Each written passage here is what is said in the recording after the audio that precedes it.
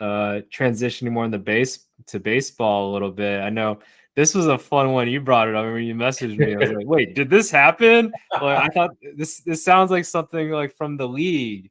So yeah, talk to me about this whole thing with Jock Pederson and Tommy Pham. What happened Yeah, there?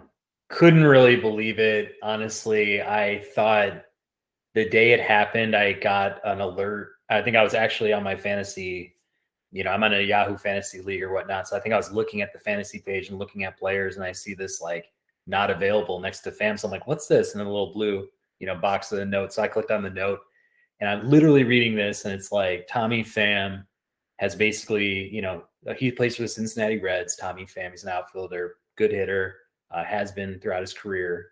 Slapped Jock Pederson, who's an outfielder for the Giants, in the face over a dispute about a fantasy football league and apparently some disrespect on the message board, for the league or whatever. So it's like, all right, there's so many different things that I want to touch on with this, but it deals with a lot of different issues. But I'm kind of just like, overall, hearing from Jock, hearing from Tommy in front of the news press was basically like, we play in a league for fantasy football. It's a $10,000 buy-in. Jock did something illegal with one of his players where, the guy was listed as, out, and then Jock, for anybody who plays fantasy, slid him into an injury list spot, which opens up a free spot to grab an extra player to dump into your lineup. So in Tommy's brain, I guess that wasn't fair, or that's not something you should be able to do in the game, which is debatable. And I think after the fact, it was found out that Tommy actually did it himself too. So not making much sense, but I don't want to break it all down. I guess so that happened. And then on top of it, Jock apparently posted it on the message board. When Jock was with the Giants, which he still is, Tommy was on the San Diego Padres. And then there was a Los Angeles Dodgers, player in this one meme that Jock Pederson shared on the message board. So it's basically the Dodgers guy and the Giants guy where Jock was, and then a Padres guy where Tommy was, and all three of the people are lifting weights or something. And the Padres person can't lift their weights and drops their weights or something, basically saying they're really weak and all this and that. So Tommy told the press that was just mad disrespectful, and just kind of was kind of being a hard ass in front of the press. And it's so I went up to him and I slapped him. And my mind just went in a lot of different places. I think the first thing is what was your reaction to it, Wayne? And then is any of this justified in your mind about anything that transpired here that Tommy did or that Jock did? Who's culpable in this situation? Yeah, I know for sure. I feel like this is where women will come in and be like, this is toxic masculinity or something like that, and just all right, you kids don't know what to do. This is this whole Will Smith Chris Rock thing. Y'all are just a bunch of kids now running around and trying to act like adults or something like that. So that's, I think, my overall consensus of this. That being said, it's in a way, I think I mentioned this a little bit about Chris Paul. It's don't hate the player, hate the game. Those are the rules, man. So they're abiding by the rules. If you want to change the rules or get on the commissioner or whatever to help, push some things forward, then you do that. But like you said, it sounded all the players involved kind of did it themselves. So it's what are you complaining about exactly? You're letting some other, I feel like there's some external forces or some other things that are happening in the background that we're not aware of. So I think it's just kind of a little bit of a little bit of some people just need to grow up a little bit, I feel like here. So I think those are my initial thoughts on all that. But yeah, apparently what, Mike Trout was involved. Is that what I'm hearing too? How in the world is the best player in baseball involved in all this? I don't know. It's so crazy how that's all transpired. Yeah, I mean, he was I guess Mike Trout was the commissioner of the same fantasy football league, and Tommy was crying foul when he saw what happened with Jock's team, and Mike didn't do anything about it. Yeah, when you mentioned the Will Smith Chris Rock thing, that's the first thing that came to my mind. It's just like monkey see, monkey do. Like, hey, this is something that's trending.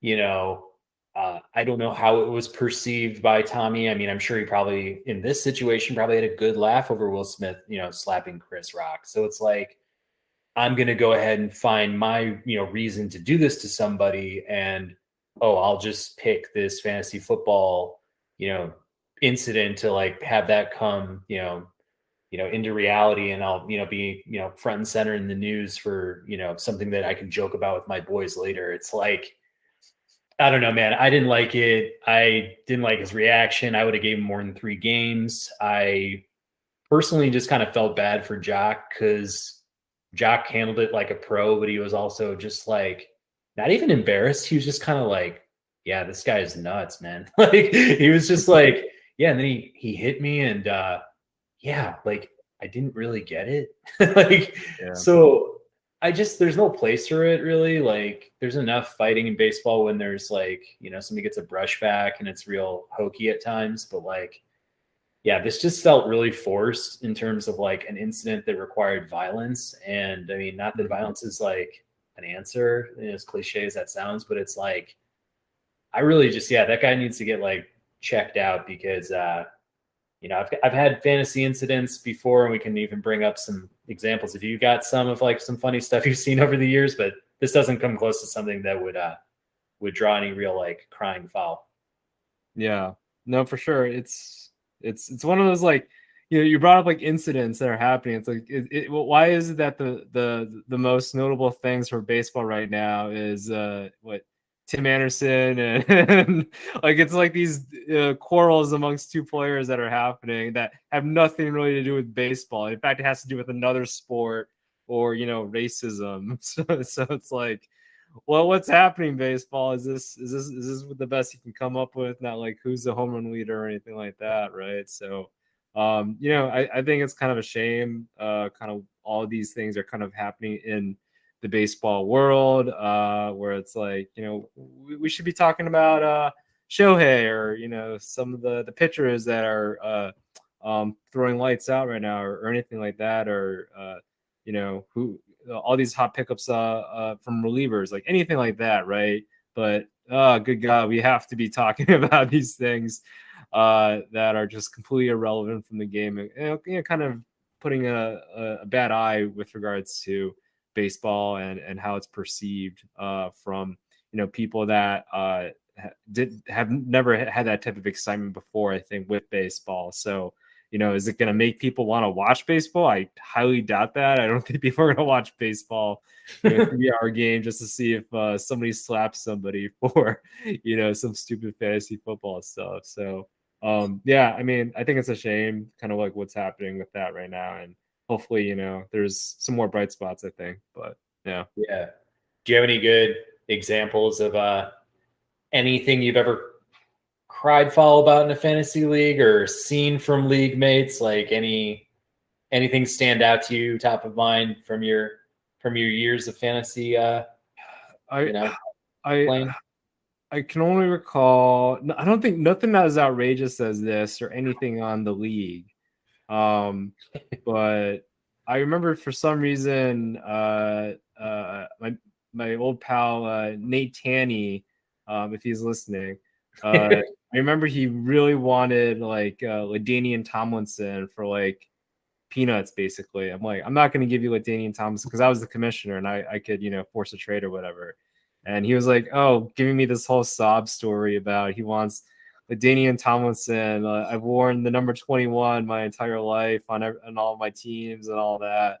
And I'm like, no, bro, you're not getting LaDainian Tomlinson for peanuts or anything like that. I think I drafted him like first overall and all that. So I think I eventually won that league and, uh, basked in the realms of glory. But I do recall that incident happening and being like, yeah, this is. I felt power. I think that was the cool thing. So I get where Mike Trout's coming from. I felt powerful being able to do and operate all that. But Yeah, nothing is crazy, nothing to cry home or fight in the middle of a game. But what about you? Yeah, I am. I'm just trying to dig deep into my brain about who the actual player was. Really hope it comes to me while I talk about this issue. But essentially, my cousin who, he actually has the Unguided podcast, so we might do a collab with them at some point. So his name's Jeff Miller. But yeah, Jeff dropped a player one night and then the next morning tried to explain that he didn't mean to drop this player and that he basically asked the league to not pick up this player that he just dropped because it was an accident. And we were trying to poke holes in the logic because he was basically stating that instead of this guy, he wanted to drop this other player who I think they played two separate positions. And then we were trying to think about why he might have dropped the initial player. And, we were just kind of thinking of all through like all these scenarios of why he might have dropped this player. And we were kind of coming to the fact that like, although he was saying on the message board, like it was a true accident, we were like, wait, this is so strategic. Look. And we were pointing to all these reasons. So I think that's definitely one of them stood out. And I think every time we see this player get drafted or picked up, we all have like a good laugh on the message board about it. So that was pretty good. I was in a league once where somebody, my other cousin, his twin brother, Paul, decided to put a $50 bet on the board about Blake Bortles being a top 5 quarterback, which my good buddy Joey took up him on that offer. And he never paid the bet. So after Bortles completely, stunk it up like most people, expected him to, I think he was like number 25 to 30 ranked quarterback for the year. That bet was never paid. And that's still something we bring up every draft is, hey, did you ever pay that Blake Bortles bet? So yeah, there's a lot of things that can happen in a fantasy league. I think, slanted trades, if there's like a really crappy trade that gets approved or something like that, like, Yeah. I've seen that. There was one time where we didn't have a commissioner approval for a trade. So it was like league vote, yes or no. Oh, And that's the worst thing you can do I feel like it because would be. it's the worst thing because somebody's going to be that, that silent agent in the night who's going to say no to the trade. So essentially blocking two people from something we want to do. And one year we had that happen and we were trying to, figure out we were doing voting. Like, okay, who said yes and who said no on the message board? And whoever was the last no that we needed to understand, they never put their name out there. So it was just always this mystery. And I just think like a lot of snaky stuff can happen in leagues where money's on the line. I feel like that's set up without some sort of commissioner, like one central trusted person.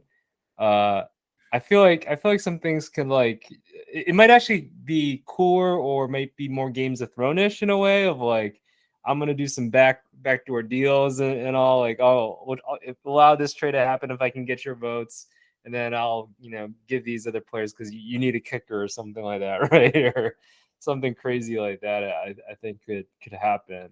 But no, I think that's part of the fun though is just being able to kind of wheel and deal a little bit and play some people and have some fun like that. So yeah. And these stories are all great because like I don't hold it against either my cousins or whatever. Like we're well past it all, but it's kind of like always something funny to just like bring up at the draft or throughout the year. Some like kind of reference it as like, that time where they were, maybe towing a line in terms of being truthful or whatever else. Like, just being kind of, a little shady or whatever. But it's pretty funny.